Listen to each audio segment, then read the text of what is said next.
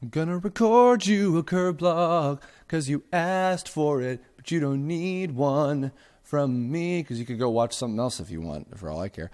This question, stop me if you've heard this one before. I've been sitting on this question for a really long time, but it has been a long time since I've actually done a user-submitted topic. So, this is from Reiji Arisu. Hey there, Curb. I'm looking to better myself as a writer. I have my own story ideas, and I've written a few stories as well. Is there any advice you could tell someone like me about your process on your episodes, like scripts, characters, and anything else you could share?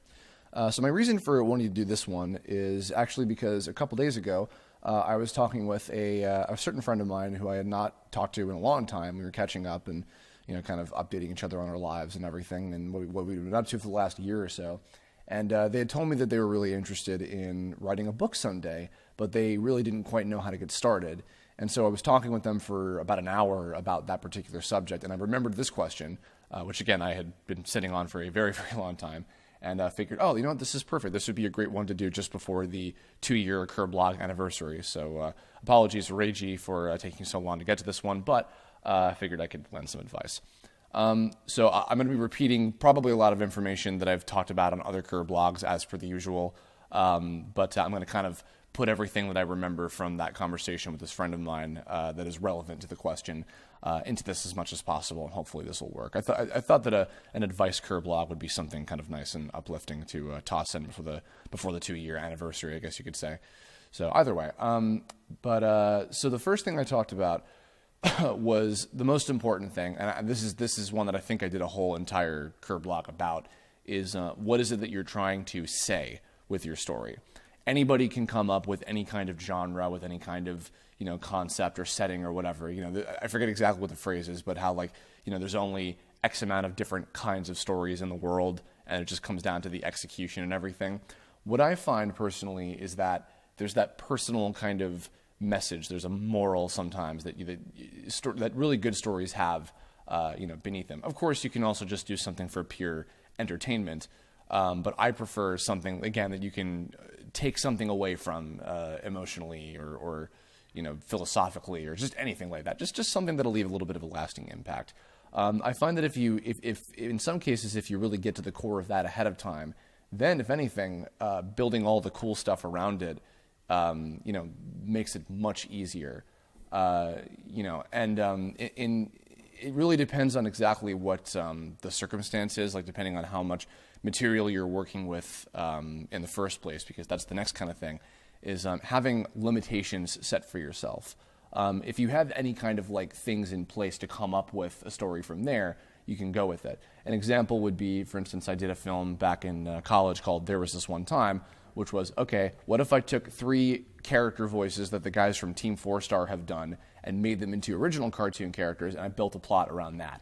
And, considering it was inspired by Abridgers, and I was thinking about Little Karibo, of course, who was still doing Yu-Gi-Oh! Abridged, I thought, okay, how about they're playing a card game? So it started as, so there was this one time where a bat, a rhino, a ferret, and an old man all got together and played a card game. And then from there, I was able to collaborate with the guys from Team 4-Star to write the script, and we made a short little 2-3 minute cartoon, however long it was. And that's a very relatively simple kind of whatever throwaway cartoon story. It's just a one-off thing. Obviously, if you're going with something very long and in depth, and also of course it depends on the medium. If you could be writing a book like my friend, you could be making a video game, you could be doing a show or a standalone movie. But I think the overarching kind of deal that helps tie everything together is having again, that theme, that sort of your own personal voice coming through whatever the the message of the story is supposed to be. And sometimes it can be multiple, or sometimes they can all be tied together in some way, depending on what it is. Especially if you have a fairly big cast of characters, and each of them are going to be kind of going through their own individual arcs of development. Sometimes they're all completely different. Sometimes they tie in together. It's the sky is the limit. But in terms of getting started, there's a lot of different routes that you can go.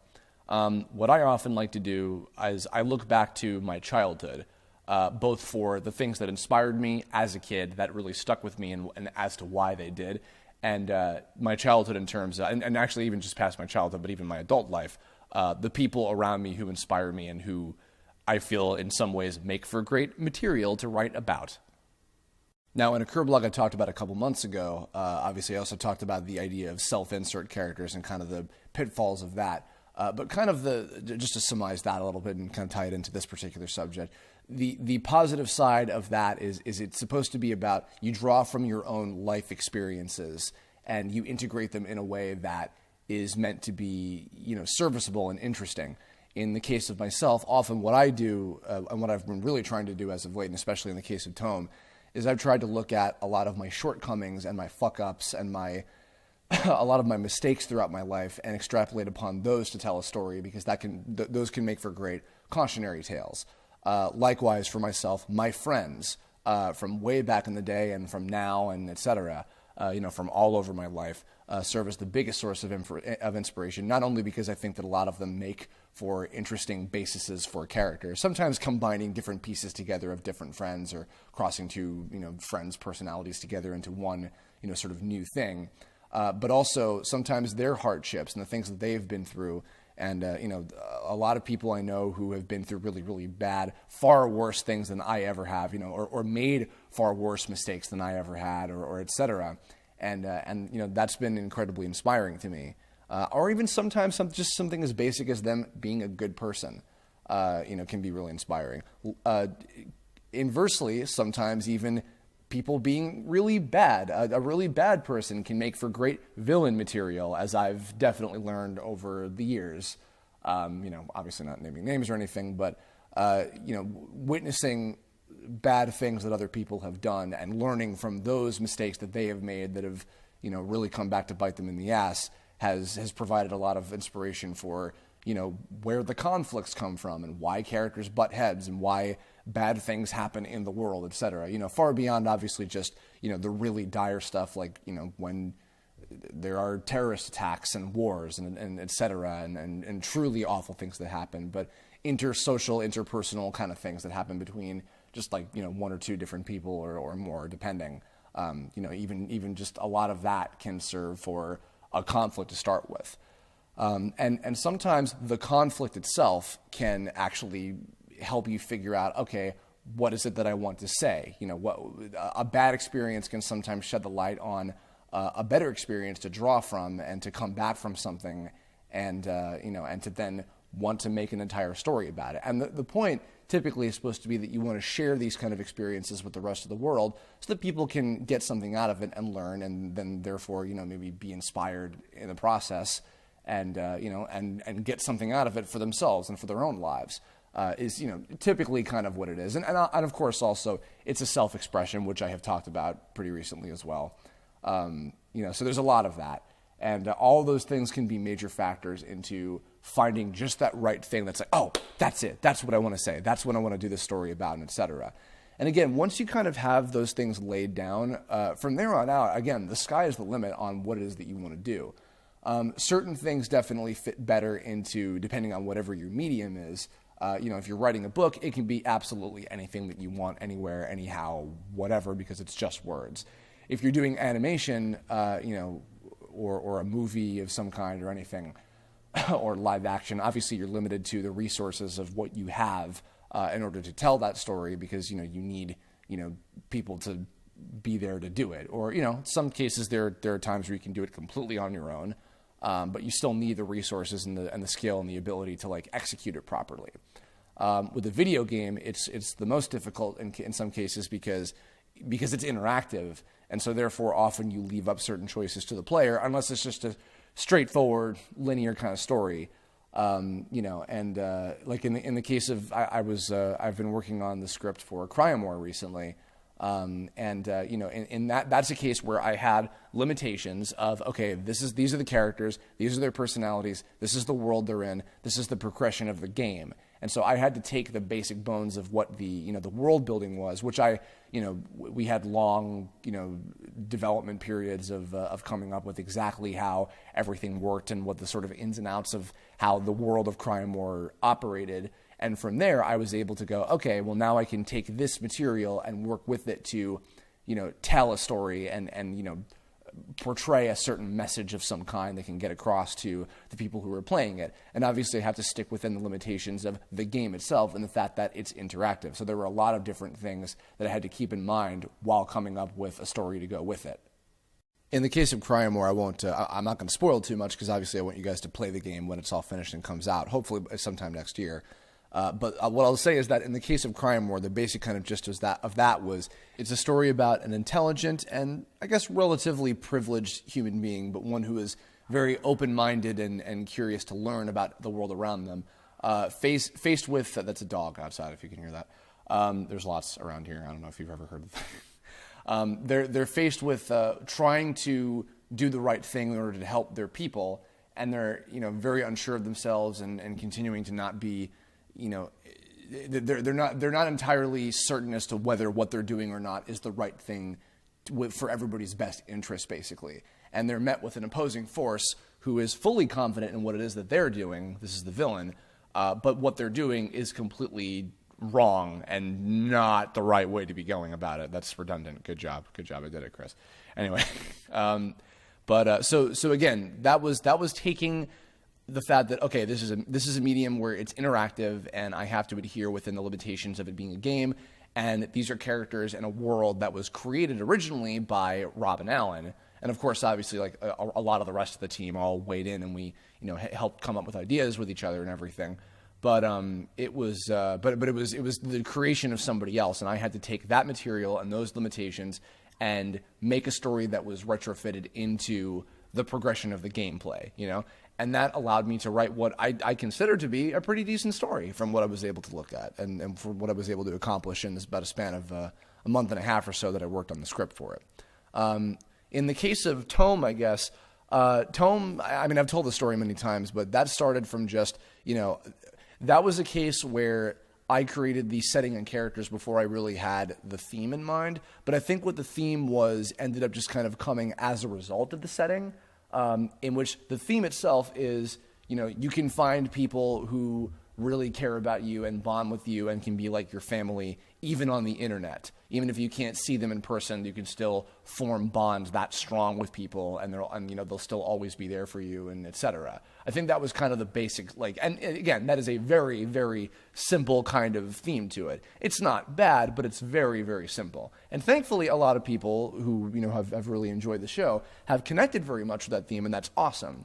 But the truth of the matter is, I came up with that kind of in tandem with Mike Lucas, way back over 10 years ago on this forum, and we just, he moved away, and we were keeping in touch over the forum, and we met all these people who we became friends with at the time, and we were finding solace in the fact that we were separated and meeting new people and having, learning a lot more about other types of folks from far outside of the folks in New York that we grew up with, etc.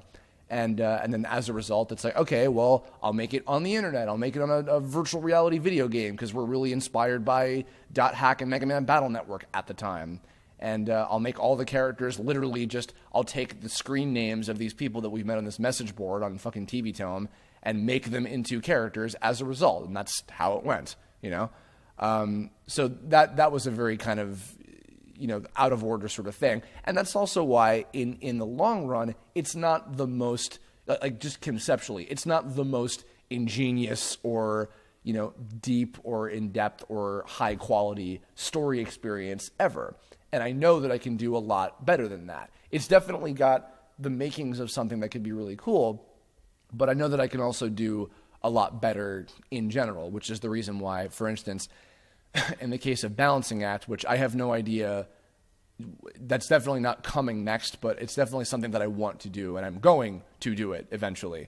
But right now, in terms of to kind of relate to, both my friend who talked to me about wanting to make their own story and to Reiji who asked this question, in the case of Balancing Act, I'm really trying to dig deep and figure out exactly what the core theme of that story is. And I've been getting closer and closer in the last year, interestingly enough, as a result of a lot of the bad experiences that I've had and kind of discovering new things about myself as a person.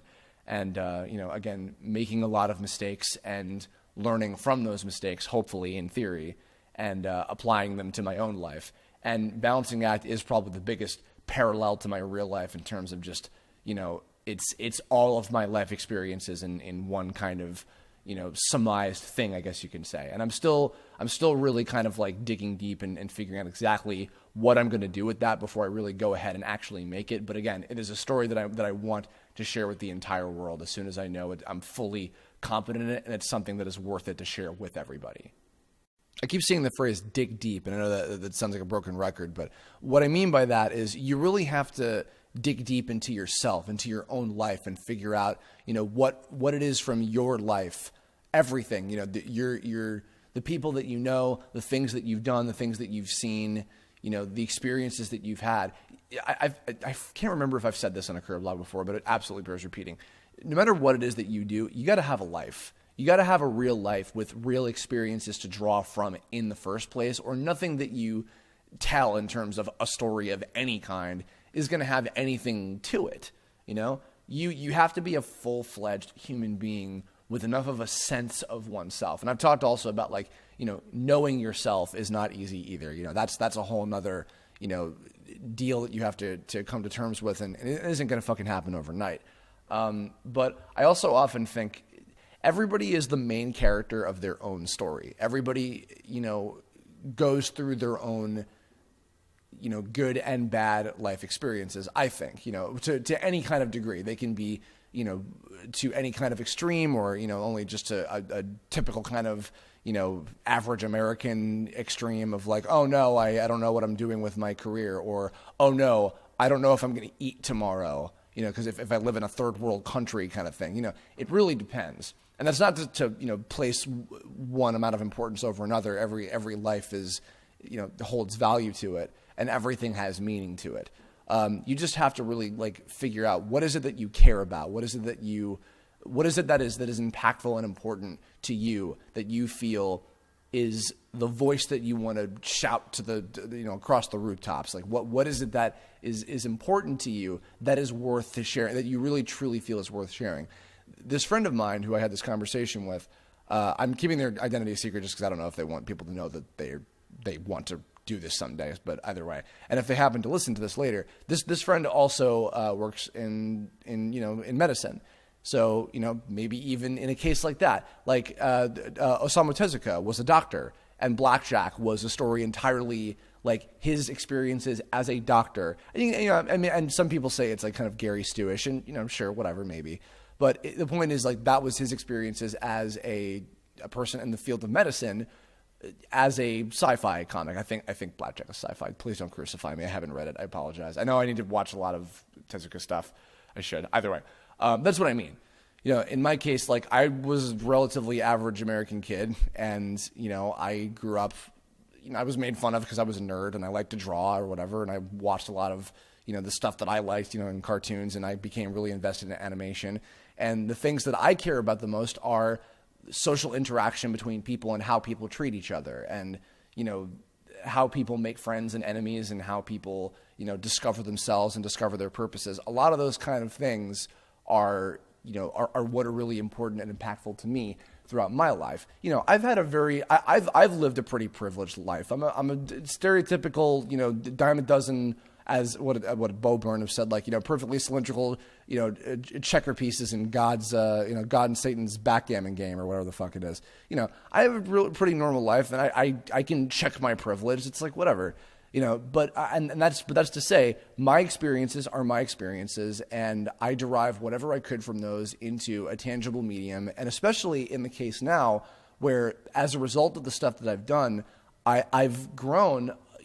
At this point, I've reached almost 100,000 people, even just on YouTube alone, who give a shit about what it is that I do and what I have to say, and that is very also personally meaningful to me. So I want I would take responsibility for that platform that I have to share something with people that is, again, of value, and is something that can hopefully impact people in a very positive way, because I think that that's what should be done. I think that that is absolutely, necessary for when you have that kind of responsibility.